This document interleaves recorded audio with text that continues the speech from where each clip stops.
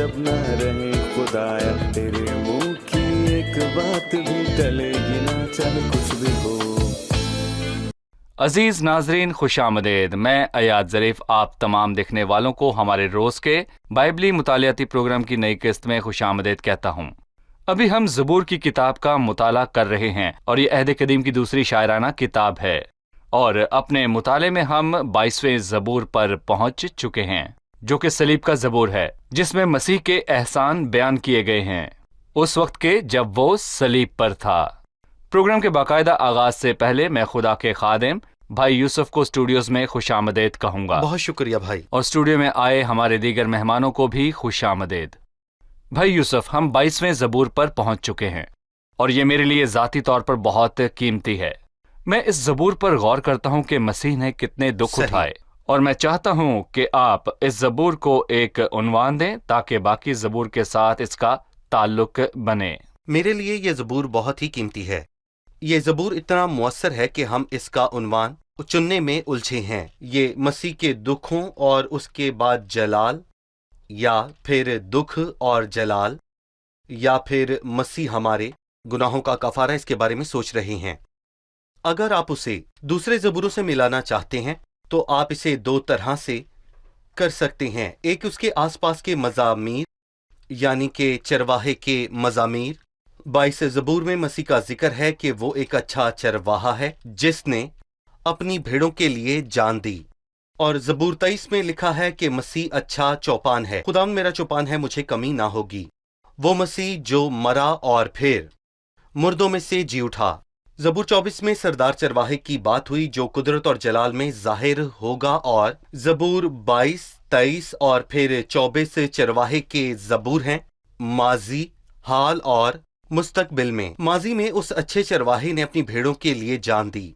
हाल में वो चरवाहा जी उठा और अपनी भेड़ों की निगहबानी करता है। मुस्तकबिल में वो सरदार है जो जलाल में जाहिर होगा।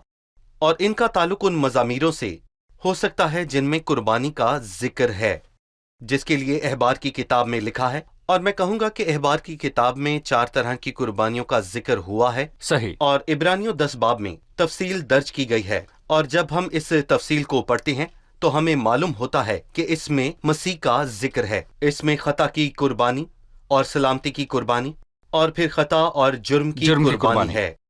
और मैं कहूंगा कि इन चारों कुर्बानियों का जिक्र इब्रानियों 10 में हुआ है। और हम जानते हैं कि इसमें मसीह के हवाले से 4 कुर्बानियों का जिक्र हुआ है। और ज़बूर 22 में मसीह का हवाला जब हम पढ़ते हैं तो हमें खता की कुर्बानी के तौर पर वाज़े मिल जाता है। ज़बूर 40 में मसीह का हवाला सूखती कुर्बानी के तौर पर है। ज़बूर 69 में मसीह का जुर्म की कुर्बानी के तौर पर हवाला मिलता है। और ज़बूर 118 में मसीह सलामती की कुर्बानी के तौर पर पेश हुआ। और अगर इसमें मैं कहूंगा कि अगर इसमें अनाज का नजराना शामिल करें तो ये ज़बूर 16 में वाज़े मिलता है। 4 कुर्बानियां और 4 ही मज़ामीर हैं और 4 ही अनाजील हैं जी। मती में मसीह की बात जुर्म की कुर्बानी के तौर पर हुई, मरकस में खता की कुर्बानी, लूका में सलामती की कुर्बानी और यूहन्ना में सोख्ती कुर्बानी के तौर पर। बाइबल शानदार है। बाइबल मुकद्दस कितनी मौसर है। एक मौसर किताब, इसमें बहुत से सबक हैं भाई। इन आयात को पढ़कर इनसे मुस्तफीद होने से पहले मैं इस ज़बूर के उन्वान पर बात करना चाहूंगा, जो उन्वान होगा 22वें ज़बूर का, मीर मुगन्नी के लिए एलत हशर के सुर पर दाऊद का मज़मूर। भाई यूसुफ, मैं जानना चाहूंगा एलत हशर के सुर से क्या मुराद है? अयालत हशर एक शायराना इजहार है और मैं कहूंगा कि इसका जिक्र बाइबल में इसके अलावा और कहीं भी नहीं हुआ। दाऊद एक शायर था, उसकी शख्सियत शायराना थी। इससे पहले कि खुदा ने उसे मसा किया वो चरवाहा था और वो बैतलहम में था। और बहुत बार उसने अपनी भेड़ों की गल्लाबानी की और वो सारी रात उनकी गल्लाबानी और निगहबानी करता रहता था। और हम ये भी जानते हैं क्योंकि जो इंसान रात को काम करता है उस शख्स को सारी रात दिन चढ़ने का इंतजार लगा रहता है, वो दिन का इंतजार करता है। जब दाऊद ने ये मंजर देखा, मतलब कि सूरज उभरते देखा, वो इलाका पहाड़ों से घिरा है और इसीलिए सूरज पहाड़ों के पीछे से तलू होता है और उसकी किरणें हरनी की सींग की तरह बनी और इसीलिए यहाँ अयालत हशर लिखा, ये सुबह के तलू होने का। मैं यहाँ कहूंगा कि खूबसूरत और शायराना अंदाज है। और कुछ लोग कहते हैं कि हम सूरज को तलू होते देखते हैं, ये हरनी के सींग की मानिंद होता है। اور اس زبور کے حوالے سے کہیں تو مسیح نے سلیب اٹھائی اور اس وقت پوری زمین پر تاریکی ہوئی، اس نے اپنی جان دی اور قبر کی تاریکی میں چلا گیا۔ لیکن خدا کا شکر ہو، یہ زبور اس پر ختم نہیں ہوتا کہ مسیح قبر میں چلا گیا، بلکہ اس کا ذکر ہوا ہے کہ وہ مردوں میں سے جی اٹھا اور پھر سلطنت کرے گا۔ وہ جی پو ہاں، پھٹنے کے وقت جی اٹھا، پو پھٹنے تک۔ ایلت حشر۔ بالکل۔ ٹھیک ہے، ہم ایک وقفے کے بعد مہمانوں کے سوالات کے ساتھ حاضر ہوں گے۔ اے میرے خدا تو نے مجھے کیوں چھوڑ دیا؟ تو میری مدد اور میرے نال و فریاد سے کیوں دور رہتا ہے؟ اے میرے خدا، میں دن کو پکارتا ہوں پر تو جواب نہیں دیتا، اور رات کو بھی خاموش نہیں ہوتا۔ خدا نے مسیح کو کب چھوڑا؟ ان آیات کے کیا معنی ہیں؟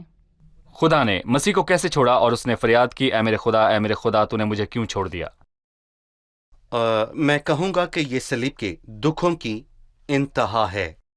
بہت سے لوگ اس کو نہیں سمجھتے کہ مسیح نے باغ میں یہ دعا کیوں کی کہ اگر ہو سکے تو یہ پیالہ مجھ سے ٹل جائے۔ کیا مسیح موت کے دکھ سے ڈر رہا تھا؟ بلکہ میں یہ کہنا چاہوں گا کہ کئی ایسے شہداء ہیں جنہوں نے اپنی جان ہنستے ہوئے دے دی تھی۔ کیا مسیح ان شہداء سے کم اعتقاد یا پھر ڈر پھونک تھا؟ میں کہوں گا ہرگز نہیں۔ لیکن یہ تجربہ نہ تو شہداء کو ہوا اور نہ ہی کسی اور شخص کو، کہ اس کو خدا نے چھوڑ دیا، اور اسی لیے اس نے یہ دعا کی کہ یہ پیالہ مجھ سے ٹل جائے۔ آئے میرے خدا تو نے مجھے کیوں چھوڑ دیا؟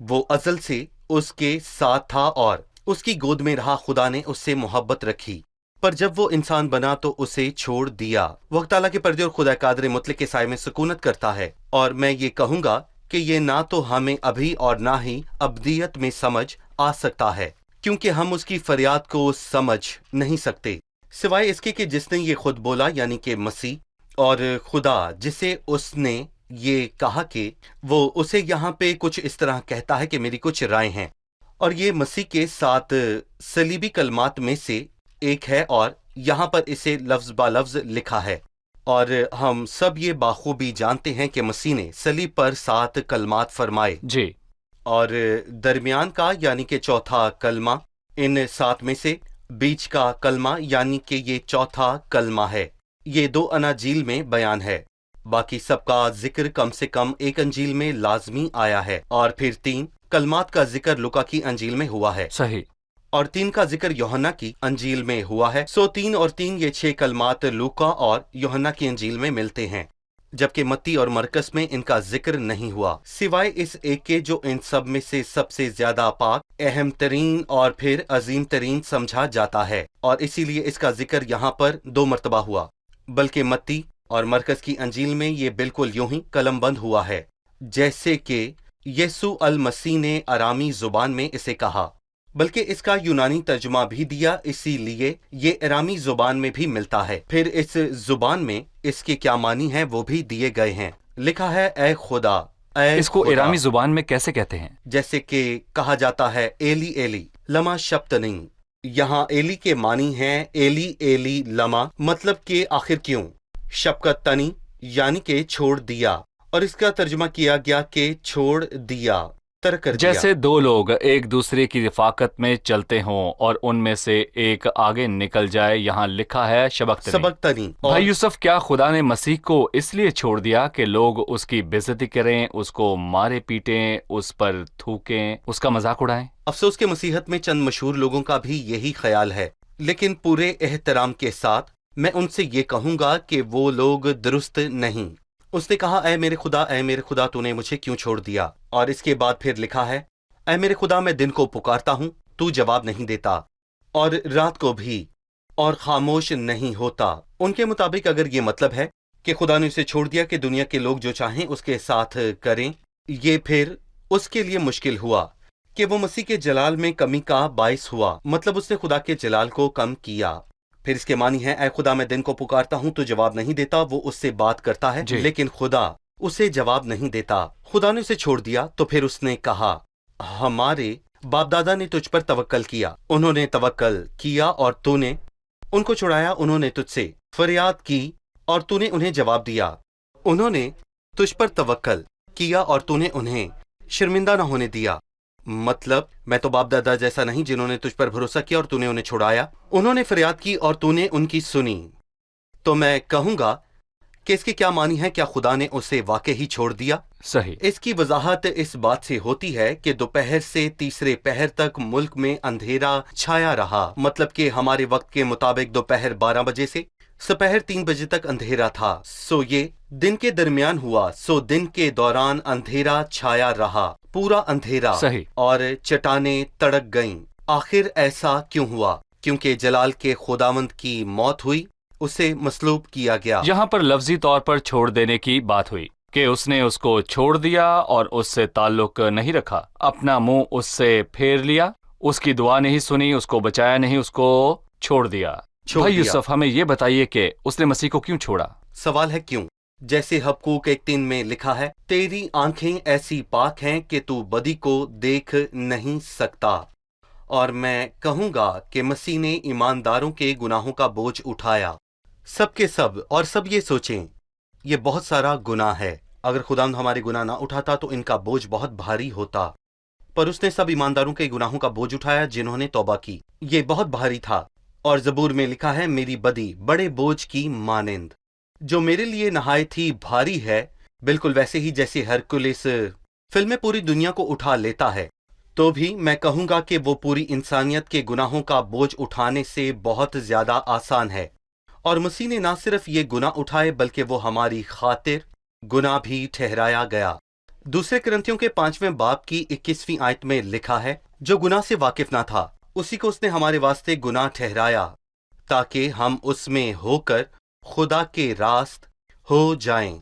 جب مسیح نے ہمارے گناہ اٹھائے اور خود کو گناہ ٹھہرایا تو مسیح کو خدا نے چھوڑ دیا۔ خدا نے اس کو اس لیے چھوڑ دیا کیونکہ اس نے سب کے گناہوں کا بوجھ اٹھا رکھا تھا۔ کیونکہ خدا کی آنکھیں ایسی ہیں کہ بدی کو نہیں دیکھ سکتی، سو خدا نے اس کو چھوڑ دیا۔ بھائی، اکثر لوگ اپنی دعا میں اس بات کے لیے شکر کرتے ہیں کہ باپ نے اس کو ہمارے لیے چھوڑ دیا۔ وہ جانتے ہیں کہ خدا نے مسیح کو چھوڑ دیا، لیکن میں جاننا چاہوں گا، اس نے خدا ہوتے ہوئے چھوڑا یا باپ ہوتے ہوئے؟ نہیں، باپ نے مسیح کو نہیں چھوڑا، اور میں یہاں کہوں گا کہ مسیح نے بھی یوحنا کے 16ویں باب میں یہی کہا، دیکھو وہ گھڑی آتی ہے، بلکہ آن پہنچی کہ تم سب پراگندہ ہو کر اپنے اپنے گھر کی راہ لوگے اور مجھے اکیلا چھوڑ دو گے، تو بھی میں اکیلا نہیں ہوں، کیونکہ باپ میرے ساتھ ہے۔ اس نے کہا، باپ میرے ساتھ ہے۔ اور میں کہوں گا کہ پرانے عہد نامے کی اگر ہم روح سے کہیں تو ابراہم اور اسحاق اکٹھے گئے، اور ہم یہ بخوبی جانتے ہیں کہ باپ یعنی ابراہم کتنا خوش ہوا جب اسحاق نے اس کا حکم مان لیا، وہ آسمانی باپ سے بھی زیادہ خوش ہوا۔ اور مسیح نے یوحنا 10:17 میں یہ واضح طور پر کہا کہ باپ مجھ سے اس لیے محبت رکھتا ہے کہ میں اپنی جان دیتا ہوں تاکہ اسے پھر لے آؤں، پر یہاں خدا نے اسے چھوڑ دیا۔ اور جو اس کو نہ سمجھ سکیں تو میں دعا کرتا ہوں کہ خدا ان کے دل کو کھولے تاکہ وہ اسے سمجھ لیں۔ آپ نے کہا کہ مسیح خدا ہے اور خدا نے اسے چھوڑ دیا، تو پھر مسیح خدا کیسے ہوا؟ میں یہاں پر اسے سمجھانا چاہوں گا۔ مسیح خدا ہے، پر وہ انسان بنا اور خدا نے اس کو چھوڑ دیا کیونکہ وہ انسان تھا، اور اس نے یہ نہیں کہا کہ اے باپ تو نے مجھے کیوں چھوڑ دیا، بلکہ اس نے کہا، اے باپ تو نے مجھے کیوں چھوڑ دیا۔ اس کا جواب خدا نے نہیں دیا، ہم اس کا جواب نہیں جانتے۔ اس کو اس لیے چھوڑا تاکہ ہمیں چھڑائے۔ صحیح۔ اس کو مارا گیا تاکہ ہم مار نہ کھائیں، وہ کچلا گیا تاکہ ہم بچ جائیں، اور وہ ہم سے اس لیے محبت رکھتا ہے کیونکہ ہم نے پہلے اس سے محبت رکھی۔ جی ٹھیک ہے۔ 7ویں آیت میں اس نے ارد گرد کے لوگوں کی شکایت کی، وہ سب جو مجھے دیکھتے ہیں میرا مضاحکہ اڑاتے ہیں، وہ منہ چڑھاتے سر ہلا ہلا کر کہتے ہیں، اپنے کو خدا ان کے سپرد کر دے، وہی اسے چھڑائے، جبکہ وہ اس سے خوش ہے تو وہی اسے چھڑائے۔ بھائی، لوگوں کی باتوں سے کیا ظاہر ہوتا ہے؟ جی بھائی، اس زبور کو اچھے سے سمجھنے کے لیے ہمیں معلوم ہونا چاہیے کہ یہ 2 حصوں میں تقسیم شدہ ہے، دکھ اور جلال۔ اور پہلے ایک تا 21 آیات میں اس کے دکھوں کا ذکر ہوا ہے، اور پھر 22 تا 31 10 تک اس کے جلال کا واضح طور پر ذکر کیا گیا ہے، اور پھر 21 آیات میں دکھوں کو مزید 3 حصوں میں تقسیم کیا گیا ہے۔ پہلی 6 سے 7 آیات میں جن پر ہم نے بات کی، اور ان 6 آیات میں خدا کے چھوڑنے کا دکھ ہے، اور 7 سے 18ویں آیت تک انسانوں سے ملنے والے دکھوں کی بات ہے۔ اور مسیح نے صرف خدا کی طرف سے دکھ اٹھایا بلکہ ہماری جگہ صلیب پر دکھ اٹھایا، اور پھر اس نے انسانوں کی طرف سے دیا گیا دکھ بھی سہا۔ پھر 19 اور 21 آیات میں شیطان سے कुचले जाने के दुखों का जिक्र हुआ, जैसे मसीह ने बागे अदन में ये कहा कि वो औरत की नस्ल को एड़ी पर काटेगा, और फिर औरत की नस्ल ने मसीह को जख्मी किया। यहाँ हम एक वक्फा लेंगे, फिर उन दुखों पर बात करेंगे जो मसीह ने इंसान के हाथ से सहे। उन्होंने मसीह को क्या कहा, वक्फे के बाद जानेंगे। हम ज़बूर का मुकम्मल मुताला करने के लिए दोबारा हाजिर हैं। ये सलीब और मसीह के जी उठने का ज़बूर है। भाई यूसुफ, वक्फे से पहले हमने पूछा और आपने कहा था कि 7वीं आयत से 18वीं आयत तक मसीह ने लोगों के हाथ से दुख सहा, और आप हमें बताइए कि लोग मसीह से कैसे पेश आए। इस ज़बूर में मसीह के एहसासात का इजहार मिलता है। मैं कहूंगा कि 3 घंटे तक वहां रोशनी थी और लोग आते जाते रहे जी, और लोगों ने वहां पर आकर उससे बात की और फिर मसीह ने भी उनसे बातें की, लेकिन अंधेरा 3 घंटे तक रहा, और फिर इस दौरान ना हमने कुछ सुना और ना ही हमने कुछ पढ़ा, वहां बस अंधेरा था और इन 3 घंटों में कोई बात नहीं हुई। इस दौरान क्या हुआ, उसको खुदा की तरफ से दुख मिला, हमारी जगह उसने ये सब सहा। इससे पहले कि उसने शहीद की तरह इंसानों की जानिब से दुख उठाया, जो कि इससे फर्क है कि उसने खुदा के हाथ से दुख उठाया। मसीह ने हमारी जगह दुख उठाया और लोगों की जानिब से दुख उठाया एक शहीद की तरह। और यहाँ पर मैं ये कहूंगा कि फिर लोगों ने पता नहीं उसे क्या क्या कहा, कि उसकी उन्होंने जिल्लत और बेइज्जती की और कोई चीज बाकी ना रही जो लोगों ने मसीह के साथ उस वक्त ना की। लोगों के दुख, अगर आप चाहते हैं तो मैं इनको पढ़कर सुना सकता हूँ, अगर आप नहीं चाहते तो आप मुझे रोक सकते हैं। कि सिर्फ 7 आयात हैं। वो सब जो मुझे देखते हैं मेरा मजाक उड़ाते हैं। अगर कोई एक शख्स भी आपका मजाक उड़ाए तो आपको दुख होता है, आप नाराज हो जाते हैं। लेकिन मसीह ने कहा वो सब जो मुझे देखते हैं मेरा मजाक उड़ाते हैं, और वो मुंह चढ़ाते और वो सर हिला हिला कर कहते हैं। और फिर 8वीं आयत में लिखा है, उन्होंने खुदा को चैलेंज किया और मसीह को चैलेंज किया। ज़बूर 16 में ये वाज़े तौर पर लिखा है, ऐ खुदा मेरी हिफाजत कर क्योंकि मैं तुझी में पनाह लेता हूँ। यहाँ लोगों ने कहा अपने को खुदा के सपुर्द कर दे, वही उसे छुड़ाएगा। मैं कहूंगा कि ये मसीह के लिए बल्कि खुदा के लिए, उन दोनों के लिए चैलेंज था कि अब खुदा ही उसकी मदद करे। जैसे वो कहते हो कि तू खुदा पर तवक्कल करता है तो अब वही तुझे सलीब से उतारे। उन्होंने मसीह से कहा अगर वो सलीब से उतर आए तो वो उस पर ईमान ले आएंगे, पर मसीह ने ऐसा नहीं किया। वो उनको खुश करने के लिए सलीब से नहीं उतरा। ये उनके तंजिया अल्फाज थे। इसके बाद उसने उनसे ये कहा, बहुत सारे सांडों ने मुझे घेर लिया है, बेसन के जोरावर सांड मुझे घेरे हुए हैं और फाड़ने और गरजने वाले बब्बर की तरह अपना मुंह मुझ पर पसारे हुए हैं। जब मसीह ने लोगों को कहते सुना, इसको नहीं बल्कि बराबा को। बराबा एक कातिल था, बराबा डाकू। लोगों ने एक कातिल को कबूल किया और उसको रद्द किया जिसने मुर्दों को जलाया। और ये क्या मंतक हुई। उसने कहा वो मुझ पर अपना मुंह पसारे हुए हैं क्योंकि कुत्तों ने मुझे घेर लिया है। बदकारों का गिरोह मुझे घेरे हुए है, वो मेरे हाथ और मेरे पांव छेदते हैं और मैं अपनी हड्डियां गिन सकता हूँ। वो मुझे ताकते और घूरते हैं। वो उस सलीब पर हमारी खातिर बरहाना लटकाया गया सारा जलाल उसको मिले। वो मेरे कपड़े आपस में बांटते हैं, वो मेरी पोशाक पर कुर्रा डालते हैं। यानी ऐसी कोई खौफनाक बात या फिर बुरी चीज बाकी ना रही जो कि उन्होंने मसीह के साथ ना की हो। उन्होंने हर बुरा काम किया, उसे जिल्लत दी। भाई यूसुफ 14वीं आयत में उसकी कमजोरी जाहिर हुई। मैं पानी की तरह बह गया, मेरी सब हड्डियां उखड़ गई, मेरा दम मोम की मानिंद हो गया, वो मेरे सीने में पिघल गया। मसीह की इस हालत पर आप अपनी राय दीजिए। आगे लिखा है, मेरी कुआं ठीकरे की मानिंद खुश्क हो गई।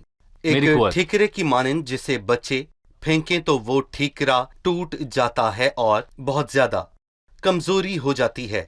दूसरे करंथियों के 13वें बाब में लिखा है, हाँ वो कमजोरी के सबब से मसलूब किया गया, कमजोरी के। और मैं कहूंगा कि अगर आप इसका निशान पढ़ें तो बाइबल मुकद्दस शानदार बेशक है। बिल्कुल। अब्राहम ने जिस मेंढे को झाड़ियों में देखा, पैदाइश के 22वें बाब में है, दरअसल उस मेंढे के सींग झाड़ियों में फंसे हुए थे। जब मेंढे के सींग फंस जाएं तो उसके पास कोई कुव्वत नहीं होती, उसके नाखून या फिर दांत नहीं होते, बल्कि उसकी ताकत उसके सींग हैं।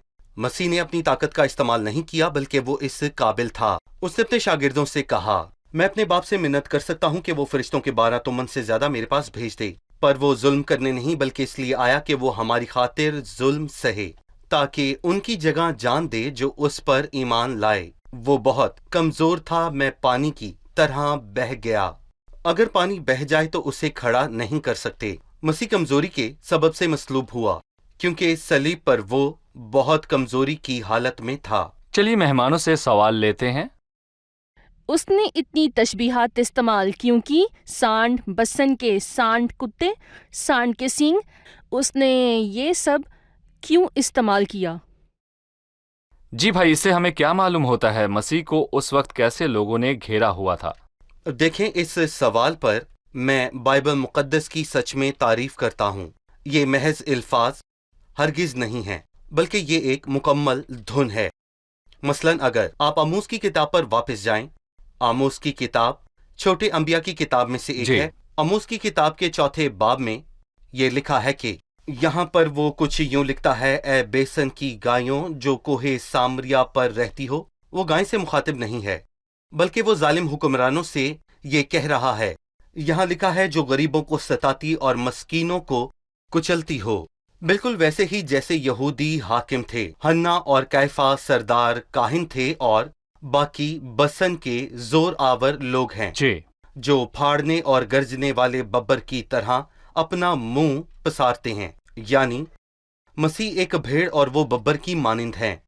लेकिन रोमी लोगों से पहले उनकी कोई भी हैसियत नहीं थी, पर अब वो मसीह के खिलाफ बब्बर की तरह हैं, कुत्तों के लिए। बाइबल मुकद्दस की जुबान से ये मालूम होता है कि कुछ कौमों को वाज़े तौर पर कुत्ता कहा गया है। एक आयत है, लड़कों की रोटी लेकर कुत्तों को डाल देना अच्छा नहीं। यहाँ कुत्ते से मुराद वो कौम है जिन्होंने उसके हाथों को छेदा, यानी रोमी सिपाही। सही। उसने कहा वो मेरे हाथ और पांव छेदते हैं, और फिर इसके बाद उसने वाहिद की बात कही, मेरी जान को कुत्ते के काबू से बचा। ये कुत्तों का सरदार एक है। बड़ा कुत्ता है, मैं कहूंगा, यानी कि पैंतुस और पिलातुस, जिसने कहा कि वो मसीह को पिटवाएगा। तसव्वुर करें, जो कौमों को तंबी करता है आसमान और जमीन का खालिक, खुदा जो अपने फरिश्तों पर हाकिमियत को आयद करता है, उसको मारने का कहा गया है। मैं उसको पिटवाकर छोड़ देता हूँ। यकीनन यहाँ बब्बर शैतान की तस्वीर पेश करता है, और इन सब से वो गुरोह जाहिर होता है जो उस वक्त सलीब के गिर्द मौजूद थे, और मसीह ने उन सब के हाथ से दुख सहा। बब्बर हमारे सबसे बड़े दुश्मन ने कौमों को गुमराह किया। यहूदी और गैर कौमें, बिल्कुल, उन सब ने अपना अपना किरदार अदा किया और मसीह को दुख पहुंचाया, उस पर जुल्म किया। ये बहुत परेशान कुन बात है भाई यूसुफ। जब आप सलीब के सामने खड़े होकर मसीह के दुखों को देखते हैं जो उसने हमारी खातिर सहे, तो उसके पास जाएं और कहें, मुझे सलीब के पास खड़ा रहने दे जहां तेरा खून बहा। भाई बहुत शुक्रिया, मैं आपके साथ इस मुताले से बहुत लुत्फानंदोज हुआ। अब हमारी किस्त का वक्त मुकम्मल हो चुका है, अगली किस्त में मुताले को जारी रखेंगे। चलिए मेहमानों से उनकी राय जानते हैं। जब मैं ये आयत सुनती हूँ, ए मेरे खुदा तूने मुझे क्यों छोड़ दिया, तो मुझे ये आयत याद आती है, कौन हमको मसीह की मोहब्बत से जुदा करेगा। खुदा ने उसको इसलिए छोड़ दिया कि फिर कोई हमें मसीह की मोहब्बत से जुदा ना कर सके। एक और बात भी है, जब लोग हमें काफिर या ऐसा कुछ कहें तो मैं बहुत नाराज़ होती हूँ। यानी कुछ भी कहें, पर ऐसा नहीं कि हम खुदा को नहीं जानते, पर चूंकि लोगों ने तो मसीह को भी निशाना बनाया कि अपने को खुदावंद के सपुर्द कर दे, वही उसे छुड़ाए, तो मुझे भी ये शर्फ हासिल हुआ कि लोग मेरे और खुदा के रिश्ते पर सवाल करें। जी ठीक है। मैं खुदावंद का शुक्र करता हूँ। एक गीत है, उसकी मोहब्बत का क्या सबूत है। हमारा अजीम छुड़ाने वाला, उसने सलीब पर हमारे लिए मार खाई। मसीह ने हमारे लिए किस कदर दुख उठाया। हमें चाहिए कि अपनी जिंदगियां उसके लिए वक्फ कर दें। जी सही। जी भाई। पहला इंसान गुनाह में गिरा, ये शर्मनाक और मालूम बात है, पर खुदा ने हमारे शर्मसारी और लानत को ले लिया और सलीब पर हमारे गुनाह उठाए। शुक्रिया, खुदावंद आप सबको बरकत दे। शुक्रिया भाई यूसुफ, खुदावंद आपको बरकत दे। अजीज नाजरीन, मेरे लिए सबसे कीमती अल्फाज वही हैं जो मसीह ने कोहे कलवरी पर दुख सहते हुए कहे थे, ऐ मेरे खुदा तूने मुझे क्यों छोड़ दिया। खुदा ने मसीह को छोड़ा क्योंकि खुदा पाक है, पर मसीह ने हमारे गुनाहों का बोझ उठाया इंसान होने की हैसियत से। खुदा ने उसको छोड़ दिया, उसकी मदद नहीं की। उसने कहा, हमारे बाप दादा ने तुझ पर तवक्कल किया और तूने उनको छुड़ाया, पर मैं तो कीड़ा हूँ, इंसान नहीं। खुदा ने उसको छुड़ा दिया ताकि आपको अब्दी निजात हासिल हो। जब आप मसीह को اپنا شخصی نجات دہندہ قبول کر لیں۔ صلیب کا معاملہ یہ نہیں کہ یہودی یا رومی اس پر غالب آئے اور تعداد میں زیادہ تھے اس لیے وہ مسیح کو صلیب دینے کے قابل ہوئے۔ ایسا ناممکن ہے۔ کائفہ یا پلاطوس نے مسیح کو جب گرفتار کرنے کا حکم دیا تو یہ بھی مسیح کی مرضی سے ہوا۔ اس نے کہا میں تم سے کہہ چکا ہوں، میں ہی ہوں، انہیں جانے دو۔ اس نے خود کو موت کے سپرد کیا۔ صلیب پر وہ بالکل ایسے تھا جیسے ایک مینڈھا اپنے سینگ سے جھاڑیوں میں پھنسا ہو۔ عزیزو، یہ اس کی اپنی مرضی سے ہوا کہ وہ ہماری خاطر صلیب پر چڑھے۔ اس کی مرضی تھی کہ وہ سب انسانوں کی بے عزتی اور ذلت کو اپنے اوپر لے لے اور ہمیں عزت بخشے، ہمیں قیمتی بنائے۔ لہٰذا عزیزو، اس کو اپنا شخصی نجات دہندہ قبول کیجیے۔ ہم صلیب کے کام اور اس کے بعد کے کاموں پر بات جاری رکھیں گے۔ کیا صلیب اس کہانی کا اختتام ہے؟ نہیں، بلکہ ایک اور سنہری باب موجود ہے جو ہم اگلی قسط میں جانیں گے۔ اسی کے ساتھ ہمیں اجازت دیجیے، اگلی قسط میں آپ سب سے پھر ملاقات ہوگی۔ خدا آپ کو برکت دے۔